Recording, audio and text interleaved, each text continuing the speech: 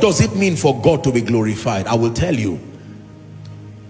God is only glorified to the degree to which Jesus is revealed through any growth, through any result.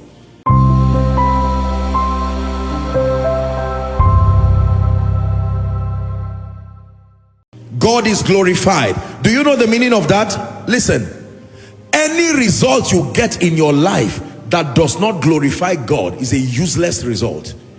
Any lifting, any prosperity, are we together now?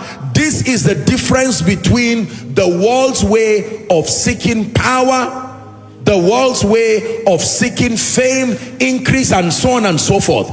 Listen, the reason why that happens to them that way is because there is nothing that drives them. Their world is governed by self. I remember years ago when they were teaching us evangelism, we used a little pamphlet called 4 Spiritual Laws. How many of you ever saw that pamphlet? A green pamphlet. And you will see that there are all kinds of diagrams. The first one has the person sitting on the chair of his heart. Then later, the person is pushed away and the cross is there as a sign of Christ sitting there. Now, for the unbeliever, his whole world is about him. His pursuit for success for him. His pursuit of greatness for him. Usually it is to prove a point, to prove to everyone who thought they were failures. But when you come into Christ, the angle with which you approach the subject of victory, success, and greatness is very different. Everything becomes for his name's sake. The reason why you want to prosper, for his name's sake. The reason why you want to do well, for his name's sake. Once that adjustment is made, your pursuit becomes godly. Your pursuit only becomes destructive if God cannot get glory out of what you are doing. And I have taught you here with endless sermons, endless series, that your life, your pursuit for success, victory, greatness, and anything at all that men desire, you must have it at the back of your mind that everything I'm seeking in this life is not just for my personal comfort, but that God be glorified. Shout it from your spirit through your voice. Say, be glorified, through my life. One more time, say, be glorified, through my life.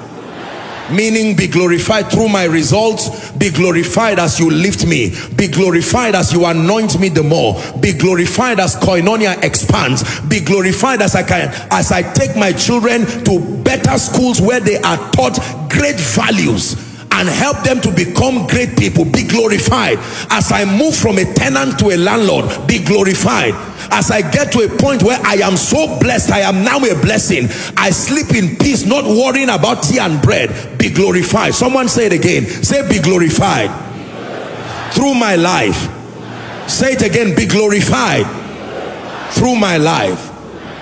Every time I'm preparing for the miracle service, usually the theme of my prayer is this: Lord, visit your people. And then when I get to my own turn, I say, Lord, be glorified. Be glorified again. Your servant is going to stand before your people, coming with various situations, various conditions. It is not within my power as a man to help them, but my trust is in you. And when I begin to say, be glorified, I just sense waves and waves of the anointing, because God knows my heart is sincere before him. That everything I'm about doing as I stand upon this stage is to glorify him. The success that does not glorify God is useless success. The promotion that cannot glorify God is useless promotion. Now let me digress for a minute. And what does it mean for God to be glorified? I will tell you. God is only glorified to the degree to which Jesus is revealed through any growth, through any result, so that we are not vague in our discussion. Many people say be glorified, but there is no definition to what they are saying. I'm deconstructing that expression for you so that you are not left at a loss. Every time you are saying God be glorified, what you mean is through the result that come by engaging this, through my growth, let Jesus be revealed. I like it. Koinonia captures it so beautifully. In fact, in my opinion, is the most beautiful expression of glory that I know. Jesus revealed, Jesus glorified, Jesus revealed. So the bargain in the spirit is, how is God's interest protected, defended, and advanced? That is the bargain. It is a question you must answer if you want to do business with God. Lord, I'm trusting you to make me a billionaire. Fine and good. Here is the bargain again. How will the purposes of God be advanced through the millions? How will the purposes of God find expression? Let me tell you the truth. It is a bargain that if you cannot answer and you cannot step in, to forget about doing business with God. Are we together? Lord, I'm trusting you to give me a great church. I'm trusting you to give me a global ministry. And God says, all things are yours. But here's the question. By the time I bring thousands and tens of thousands, by the time I multiply influence, I multiply bread, I multiply your voice, how will Jesus be revealed through it? Oh, many souls will come to Jesus. I will teach your word with integrity and truth. Now, the bargain for glorifying him is there.